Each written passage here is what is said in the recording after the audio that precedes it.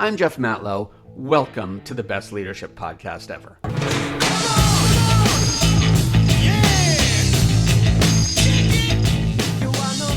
Welcome back to the best leadership podcast ever, where every week we reframe your daily habits to help you catapult your career. My name's Jeff Matlow. I'm a 3-time entrepreneur and an executive coach. I work with leadership teams to help them be more collaborative and highly productive. And if you need to 10x the productivity for your team, you need to reach out to me. Leadership@bytitleonly.com is where you can find me. And enough about me, because I love Waymo. Do you know Waymo? It's Google's self-driving car company. And let me just say it out loud, for the record. I feel safer in driverless cars than I do in ones driven by humans. Yeah, you can call me crazy. In fact, feel free to call me whatever you want, sticks and stones and all that malarkey. But I'm telling you, there's a huge difference in comfort and security when a human is not involved in the decision making. It didn't take me long to get to this point. It actually just took one ride in a Waymo for me to see the world through a completely different lens. But I've mentioned Waymo too many times. Look I just did it again. I'm not here to promote them. It's not my point. Here's my point. Humans are fallible.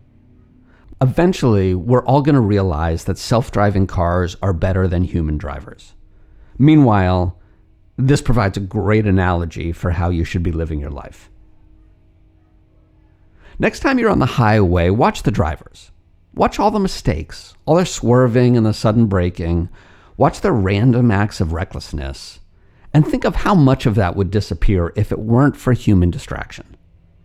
In fact, you don't even have to go to the highway to figure it out, because I'm going to tell you right now. The National Highway Traffic Safety Administration did a report and found that human error is the primary reason for a mind-blowing 94% of all traffic accidents.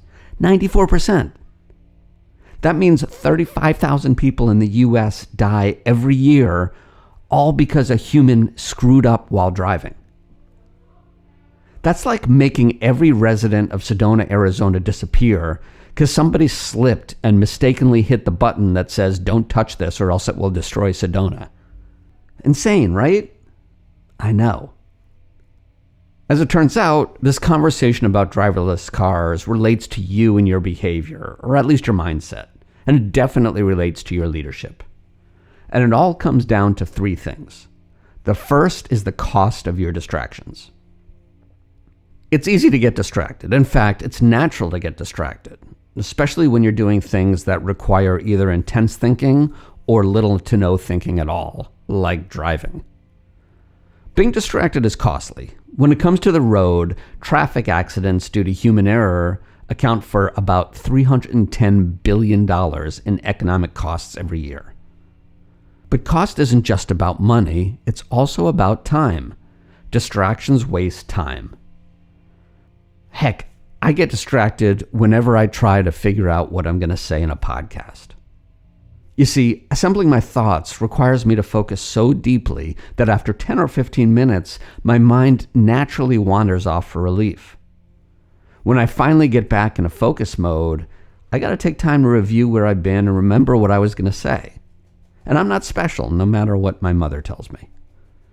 The average worker is distracted at work for 2.5 to 3 hours per day. Even worse, it takes on average 23 minutes to refocus on work after we become distracted. Pretty crazy. In fact, I bet you get distracted all the time. Do you look at your email whenever you get a notification? 'Cause I do.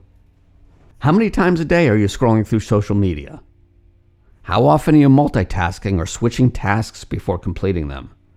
And what about those back-to-back meetings? These are all distractions and they're all taxing. By the way, driverless cars never, ever get distracted, but humans do.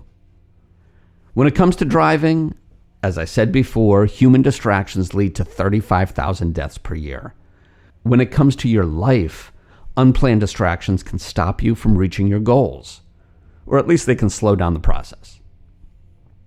The most important thing you can do right now is to take control of your distractions. There are a few ways you can do this. Time block. put specific time in your calendar for specific things. You can commit to focus periods like 25 minutes on and 5 minutes off, like the Pomodoro method suggests. You can take short mindfulness breaks every 2 to 3 hours to maintain focus. That's what I do. Every hour and a half or so, I take 5 minutes and get away from my desk. And the important thing is try to understand why you are actually getting distracted. And maybe it's just discomfort, and you need to push through that instead of procrastinating. All this leads to the inherent fallibility of human nature. The total range of rotation for the human head is between 140 and 180 degrees.